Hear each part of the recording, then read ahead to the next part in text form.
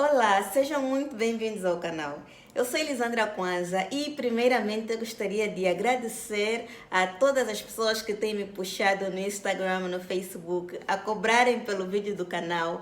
Eu fiquei muito feliz, na verdade, porque realmente eu senti que as pessoas querem ouvir o que eu tenho para dizer, então, meu muito obrigada. E a ti que ainda não é inscrita no canal, por favor, se inscreva, ative o sininho para receber todas as notificações e ajude assim o canal a crescer, a fazer com que mais pessoas conheçam Angola. E hoje vamos começar por fazer uma pequena introdução daquilo que é Angola. Vamos começar por dizer que Angola é um país lindo e maravilhoso. E se tiver dúvida disso, dê uma olhada no vídeo passado que eu deixei aqui no canal, onde eu coloquei muitas imagens lindas da fauna, da flora, dos minerais que são explorados em Angola, de algumas infraestruturas de Angola. Então, vai poder realmente comprovar que Angola é um país lindo e maravilhoso. Encontra-se situado na costa ocidental sul do continente africano. Tem uma extensão territorial de 1.246.700 km². Administrativamente, Angola tem 18 províncias e a sua capital é Luanda. Dados de 2020 testificam que Angola tem uma população estimada em 32 milhões de habitantes. Dizer que os primeiros povos que habitaram em Angola eram povos que vinham de outras regiões do continente africano. Esses povos estabeleciam-se em determinadas regiões, lutavam entre si até que conquistavam esse determinado território. Depois de conquistar esse território, eles organizavam-se em reinos. O maior reino naquela época era o reino do Congo. Tínhamos o reino do Ndongo, o reino da Matambas e outros reinos que nós vamos abordar posteriormente.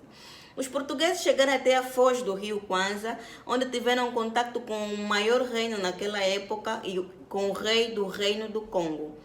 Com o rei do reino do Congo tiveram as primeiras relações e decidiram então que passariam a fazer negociações, onde passaram a fazer algumas trocas, onde o maior vencedor ou o maior oportunista naquele tipo de relacionamento eram os portugueses. Essas relações foram se intensificando tanto que os portugueses acabaram por tornar de Angola uma colônia de Portugal. Desta feita, os angolanos começaram a ser escravizados no seu próprio país também, uma vez que saíram angolanos para as Américas para trabalhar nas plantações de algodão e de açúcar como escravos mesmo. Iam para Portugal também e para outras áreas do mundo. Dizer ainda que com este progresso, muitos angolanos começaram a se sentir, digamos que, revoltados com a situação. Então, houve a necessidade de criarem movimentos e lutas, movimentos e grupos contra a opressão portuguesa. Muitos desses reinos que eu acabei de mencionar organizaram-se e juntaram-se para lutar contra os portugueses. Mas, infelizmente, havia entre eles também reis que traíam esses reinos angolanos. Ou seja, havia entre eles angolanos que traíam os próprios angolanos em favor dos portugueses, porque haviam alguns contratos, alguns benefícios que os portugueses ofereciam a esses reis ou a esses reinos. Desta feita, essa luta foi se intensificando até que mais tarde, em 1961, começou então uma batalha de uma forma mais agressiva, mais intensa, onde angolanos saíam com katanas, enxadas para lutar e para exigir dos portugueses a liberdade do país. Desta feita, esta luta foi se intensificando até 1975, onde a Angola conseguiu então a sua independência. O ponto mais alto, antes da independência, os portugueses já se tinham definido que dariam a independência a Angola, pois eles sofreram também uma pressão muito grande da ONU e dos outros países que já haviam abolido a escravatura. Desta feita, havia uma guerra intensa entre os próprios partidos políticos angolanos para saber então e definirem quem vai ser o presidente ou qual vai ser o partido que vai governar Angola. Isto criou uma revolta, uma luta intensa entre esses partidos, onde declarou-se uma independência pela UNITA e depois declarou-se uma independência pelo MPLA, que foi a independência aceita, depois foi a independência que foi declarada na capital de Angola. isso às 11 de novembro de 1975. Depois da independência de Angola, houve uma luta intensa entre a UNITA e o MPLA, pois a UNITA de modo algum quis aceitar que o MPLA assumisse a presidência do país, apesar de que lutaram juntos para alcançar então a independência do país. Desta feita, surgiu uma luta intensa entre a UNITA e o MPLA, mas infelizmente, aos 10 de setembro de 1979, Dr. Antônio Agostinho Neto, que era na altura o presidente de Angola, acabou por falecer na Rússia durante uma operação que foi realizada na Rússia, em Moscou. Dizer ainda que Dr. Antônio Agostinho Neto saiu de Angola às pressas e em emergência para a remoção desse câncer, de um câncer que tinha, que era no fígado. Mas nós depois também vamos apresentar um vídeo, quando estivermos a falar de vida e obra de Dr. Antônio Agostinho Neto, de algumas controvérsias com relação ao falecimento prematuro de Agostinho Neto.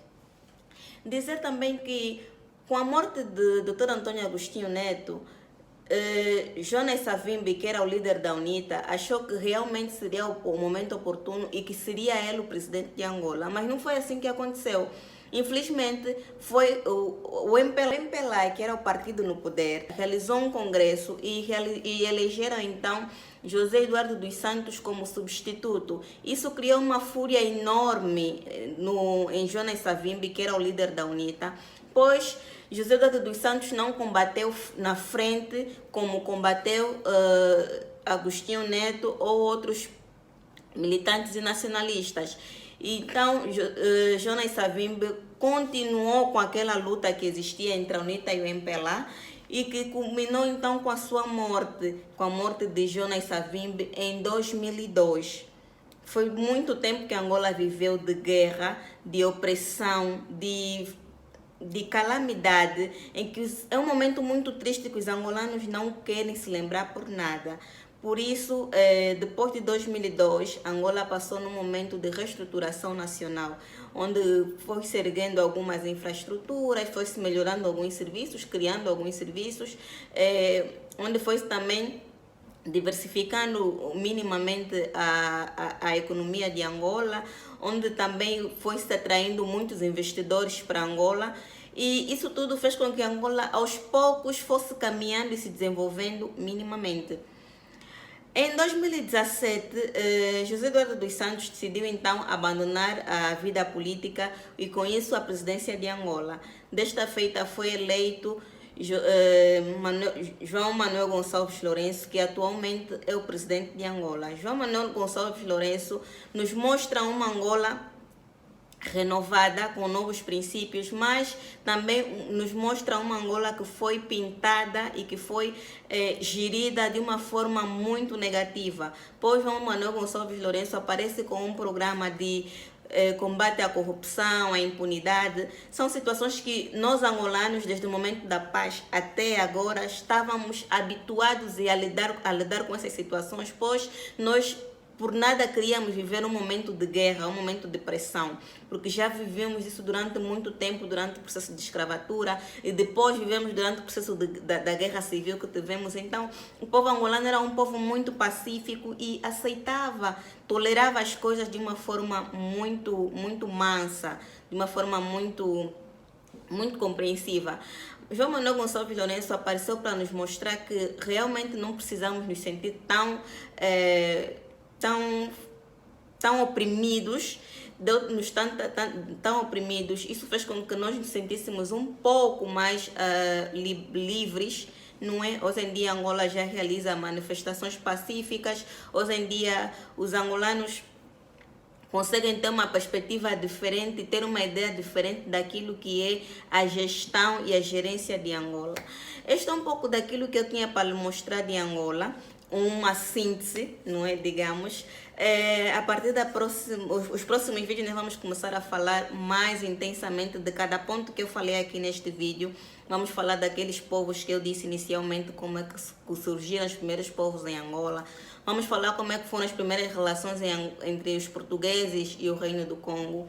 Vamos falar como é que era o processo de escravatura. Vamos falar como é que foram essas batalhas pela luta pela independência ou contra a opressão portuguesa.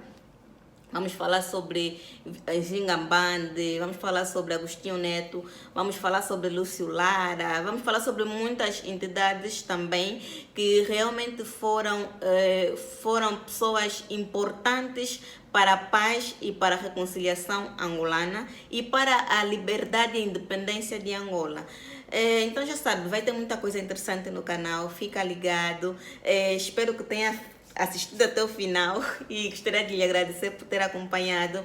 O próximo vídeo vem a caminho, nós estamos a preparar, então espero que fique aí atento com o próximo vídeo. Muito obrigada por ter ficado até esse momento. Deixa os seus comentários para ver o que é que gostaria de ver no canal, o que é que gostaria de ouvir, e nós vamos ler, responder e vamos apresentar também com muito carinho.